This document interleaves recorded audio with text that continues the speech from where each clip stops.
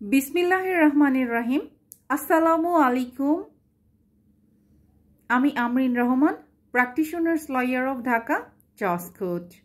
हाँ ভিউয়ার্স, কেমন আছেন আপনারা সবাই? আশা করছি সবাই অনেক ভালো আছেন। আলহামদুলিল্লাহ আমিও অনেক ভালো আছি। আমরিন ড্রিমস চ্যানেলের পক্ষ থেকে আপনাদের সবাইকে স্বাগতম।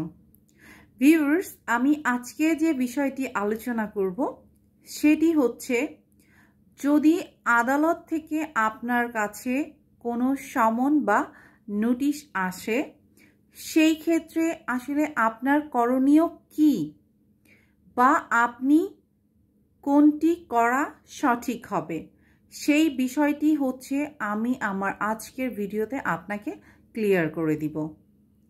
বেসিক্যালি যদি ম্যাজিস্ট্রেট কোর্ট থেকে কোনো সমন আসে, অর্থাৎ যখন আপনার বিরুদ্ধে অন্য কোনো ব্যক্তি কোর্টে গিয়ে কোনো কমপ্লেইন দিবে, আপনার নামে যখন একটি সিআর কেস হবে, তখন কিন্তু ওই কোর্ট থেকে আপনার নামে সমন ইস্যু করা হবে এবং ওই সমনেই কিন্তু ডিটেইল মেনশন করা থাকবে যে আপনার বিরুদ্ধে কী অভিযোগ হয়েছে, কত তারিখে আপনি কোর্টে উপস্থিত হবেন, এভরিথিং কিন্তু সমনে মেনশন করা থাকে। তবে অনেকেই যে ভুলটি করে থাকেন সেটি হচ্ছে যে সমন আসলে অনেকে কি করেন, অ্যাভয়েড করেন, সমনটি রিসিভ করেন না। ইভেন যে নির্ধারিত তারিখে ওই ব্যক্তির কোর্টে উপস্থিত থাকার কথা, ওই ব্যক্তি কিন্তু সেই নির্ধারিত তারিখে কোর্টে উপস্থিত থাকেন না।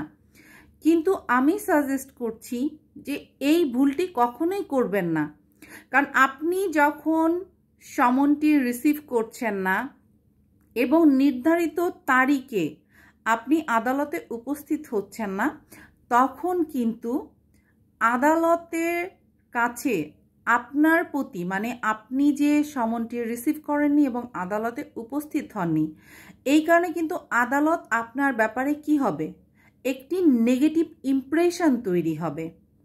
যদি এমনও হয় যে আপনার বিরুদ্ধে যে মামলাটি হয়েছে সেটি হয়তো একটি ফলস মামলা বা একটি মিথ্যা মামলা, কিন্তু আপনার এই অনুপস্থিতির কারণে কিন্তু আদালতের আপনার প্রতি একটি নেগেটিভ ইমপ্রেশন তৈরি হবে। সো এই জন্য আমি সাজেস্ট করছি, অবভিয়াসলি যখন আপনার কাছে কোনো সমন আসবে, আপনি সমনটি রিসিভ করবেন এবং রিসিভ করে আপনি একজন লয়ারের সঙ্গে খুব ভালোভাবে বিষয়গুলি শেয়ার করবেন। শেয়ার করে কি করবেন, আপনি জামিন নেবেন। সো তাহলে ভিউয়ার্স, এই ভুলটি কখনোই করবেন না যে আপনার কাছে সমন আসলে বা নোটিশ আসলে আপনি সেটি অ্যাভয়েড করবেন। ইভেন আরেকটি যে ব্যাপার, সমন কিন্তু শুধুমাত্র মামলা হলে নয়, অনেক সময় কিন্তু অনেককে সাক্ষী দেওয়ার জন্য কিন্তু কি করা হয়, নোটিশ পাঠানো হয়। তো এই ক্ষেত্রেও কিন্তু অনেকে এটি অ্যাভয়েড করেন।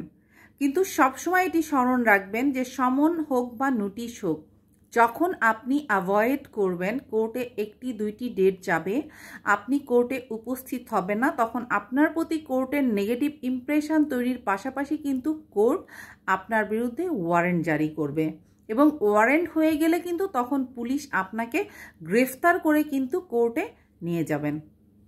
সো তাহলে এই ক্ষেত্রে অবভিয়াসলি সমন বা নোটিশ পেলে একজন ভালো আইনজীবীর সাথে পরামর্শ করে কোর্টে উপস্থিত হওয়া এবং জামিন নেওয়া, এটি আপনার জন্য উত্তম। ইভেন সাক্ষীর জন্য যদি কোনো নোটিশ আসে, তাহলে আদালতে উপস্থিত হয়ে আপনি সাক্ষী দিবেন।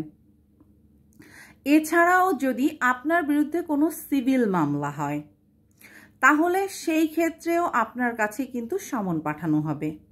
এই ক্ষেত্রেও কিন্তু আপনি আদালতে উপস্থিত হয়ে একজন ভালো লয়ারের সাথে পরামর্শ করে আপনি রিটেন স্টেটমেন্ট অর্থাৎ লিখিত জবাবটি কিন্তু কোর্টে দাখিল করবেন। কোনোভাবেই এই ভুলটি করবেন না যে এই সমনটাকে আপনি অ্যাভয়েড করবেন, সেক্ষেত্রেও কিন্তু আপনারই কি হবে, ক্ষতি হবে।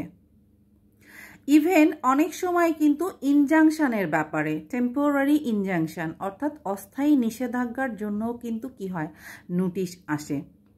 তো এই ক্ষেত্রেও কিন্তু আপনি যদি মনে করেন যে আপনার নামে যে অস্থায়ী নিষেধাজ্ঞার নোটিশটি এসেছে, অ্যাকচুয়ালি সেই নোটিশটি এক্সিকিউট হওয়াটা ঠিক না, কারণ আপনি এই ক্ষেত্রে কিন্তু সেটি ডিজার্ভ করেন না, তাহলেও অবশ্যই আপনি আদালতে এসে আইনজীবীর সাথে পরামর্শ করে কিন্তু আপনি সেটার জন্য আপনার যে বক্তব্য আছে সেটা আদালতের কাছে পেশ করবেন। এরপর কিন্তু আমি লোয়ার কোর্টের কথা আলোচনা করেছি এত সময়। এখন আমি আলোচনা করছি যে আমাদের বাংলাদেশে যেটি অনেকেই বলে থাকে হাইকোর্ট, বেসিক্যালি এটা হচ্ছে সুপ্রিম কোর্ট। অ্যান্ড সুপ্রিম কোর্টের দুইটি ডিভিশন আছে। One division is high court division and another division is appellate division. So আপনার কাছে যদি হাইকোর্ট থেকেও কোনো নোটিশ আসে, অবভিয়াসলি আপনি লয়ারের সাথে কনসাল্ট করে বা লয়ারের সাথে ডিসকাস করে আপনার যে ডিসিশনটি নেওয়া উচিত, আপনার যে জবাবটি দাখিল করা উচিত, অবভিয়াসলি আপনি কিন্তু সেটি করবেন। এছাড়াও বাংলাদেশের যেটা সর্বোচ্চ সুপ্রিম যে আদালতটি, যেটা আমরা বলে থাকি যে অ্যাপিলেট ডিভিশন, যেটা আমি একটু আগে আলোচনা করেছি যে হাইকোর্টের দুইটা ডিভিশন, সুপ্রিম কোর্টের দুইটা ডিভিশন, একটি high court division and another division appellate division. So এই অ্যাপিলেট ডিভিশন থেকেও যদি আপনার কাছে কোনো নোটিশ আসে, কোনো সমন আসে, অবশ্যই আপনি তখন এই অ্যাপিলেট ডিভিশনের একজন লয়ারের সাথে, কারণ অ্যাপিলেট ডিভিশনে কিন্তু আনলিস্টেড লয়ার আছে, সবাই কিন্তু অ্যাপিলেট ডিভিশনের ক্ষেত্রে কি করতে পারবে না, আপনাকে কোঅপারেট করতে পারবেন না। যারাই হাইকোর্টের লয়ার এবং যারা অ্যাপিলেট ডিভিশনের লয়ার, তারাই কিন্তু আপনাকে হেল্প করতে পারবেন, কোঅপারেট করতে পারবেন। সো হাইকোর্ট থেকে কোনো নোটিশ, সমন, কোনো কিছু আসলে আপনি হাইকোর্টের লয়ারের সাথে ডিসকাস করে যে পদক্ষেপটি আপনার জন্য পারফেক্ট হবে আপনি সেটা নেবেন। এবং অ্যাপিলেট ডিভিশন থেকেও কোনো কিছু আসলে, কোনো নোটিশ, সমন অর আদার্স কিছু, সেই ক্ষেত্রে আপনি অ্যাপিলেট ডিভিশনের লয়ারের সাথে ডিসকাস করে সেই পারফেক্ট ডিসিশনটি আপনি নেবেন, যেটি আপনার জন্য সঠিক হবে। সো তাহলে আজকের আলোচনা থেকে আশা করছি এটি আপনি কনফার্ম হচ্ছেন বা ক্লিয়ারভাবে বুঝতে পারছেন যে সমন বা নোটিশ আসলে এটিকে কখনো অ্যাভয়েড করবেন না। এটি অ্যাভয়েড করলে কিন্তু আদালতের কাছে আপনার প্রতি নেগেটিভ ইমপ্রেশন তৈরি হবে।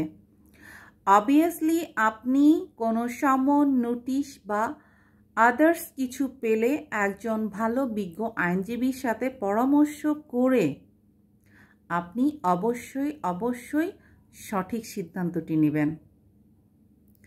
সো আমার এই ভিডিওগুলি যদি আপনাদের একটুও ভালো লেগে থাকে বা আপনাদেরকে একটু আমি হেল্প করতে পারি, তাহলে অবশ্যই ভিডিওতে লাইক দিবেন, শেয়ার করবেন এবং অবশ্যই কমেন্টস করবেন। সবাই ভালো থাকবেন, আবারও দেখা হবে নেক্সট ভিডিওতে। আল্লাহ হাফেজ।